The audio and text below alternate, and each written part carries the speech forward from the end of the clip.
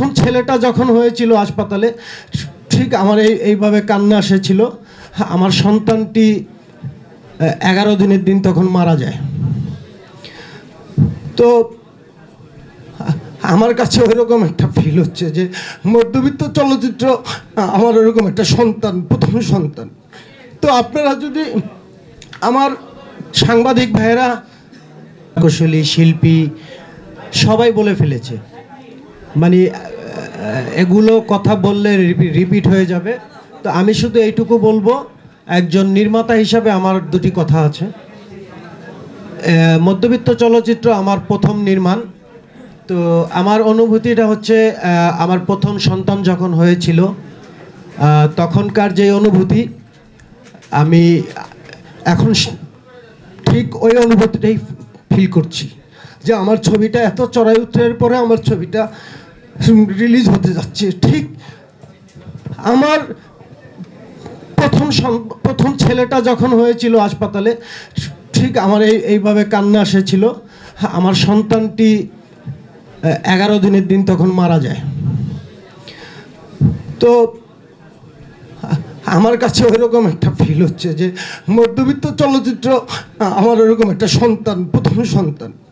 তো আপনারা যদি আমার সাংবাদিক ভাইয়েরা, আমার এই ছবিটার শুরু থেকে আপনারা যেই যুদ্ধ করেছেন আমার সাথে, আমার সাংবাদিক ভাইয়েরা সেন্সর বোর্ডের সাথে যেই যুদ্ধ করেছেন, সেই যুদ্ধে আপনারা সহযোদ্ধা না হলে হয়তো আমার মধ্যবিত্ত নামের সার্টিফিকেটটা আমি পেতাম না। এটা আমি সব জায়গায় বলি। সেই জন্য আপনাদের কাছে আমি চিরকৃতজ্ঞ এবং আপনাদের কাছে সবসময় কৃতজ্ঞ থাকব। আর মধ্যবিত্ত নিয়ে আসলে আর কিছু বলার নেই, জাস্ট আমি আমার অনুভূতিটা ব্যক্ত করলাম, কারণ মধ্যবিত্ত নিয়ে সবাই সব কিছু বলেছে। আর এই সিনেমার ওমর মালিক ভাই খুব দুর্দান্ত, মানে শক্তিশালী একজন অভিনেতা। তার সম্বন্ধে নতুন করে বলার কিছু নাই। আপনারা যারা সাংবাদিক আছেন সবাই ওমর মালিক ভাই সম্বন্ধে জানেন। এলিনা শাম্মী অনেক দুর্দান্ত অভিনয় করে, তার অভিনয়ের জন্যই তাকে আমার এই ছবিতে নেওয়া।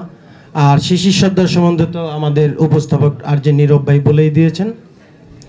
আর মাইশা প্রাপ্তি, ওকে আমি বাংলা চলচ্চিত্রে আমি এনেছি। ওর প্রথম ছবি মধ্যবিত্ত, এবং সে জাহাঙ্গীরনগর ইউনিভার্সিটির ইংলিশ ডিপার্টমেন্টের ছাত্রী।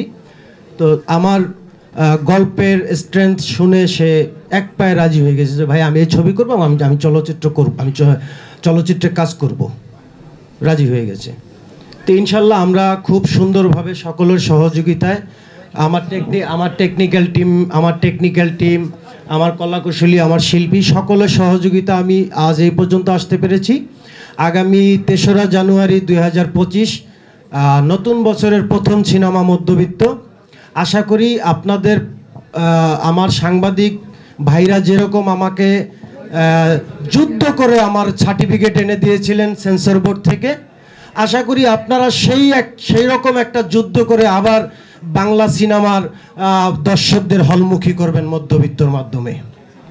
তো এটা আপনাদের কাছে আমার জোর আবেদন থাকবে যে আপনারাই পারেন বাংলা সিনেমা বাঁচিয়ে রাখতে, বাংলা সিনেমার দর্শকদের কাছে পৌঁছে দিতে, এবং বাংলা সিনেমা আবার দর্শকদের হলমুখী করার জন্য আপনাদেরকেই উদ্যোগ নিতে হবে, সাংবাদিক ভাইদেরকে। এর কোনো বিকল্প নেই। আমার সিনিয়ররাও এই কথাটা বলে গেছে, আমিও বলছি, এবং আগামী প্রজন্ম যারা আসবে তারা এটাই বলবে যে সাংবাদিক ছাড়া চলচ্চিত্র অঙ্গন চলবে না, সাংবাদিক ছাড়া চলচ্চিত্র দর্শকদের কাছে পৌঁছবে না। তো আশা করি আপনারা আমার সাথে সেই সহযোদ্ধা হিসেবে ছিলেন, থাকবেন ইনশাল্লাহ। আর আপনারা যদি কিছু, মানে কোনো জিজ্ঞাসা থাকে বলতে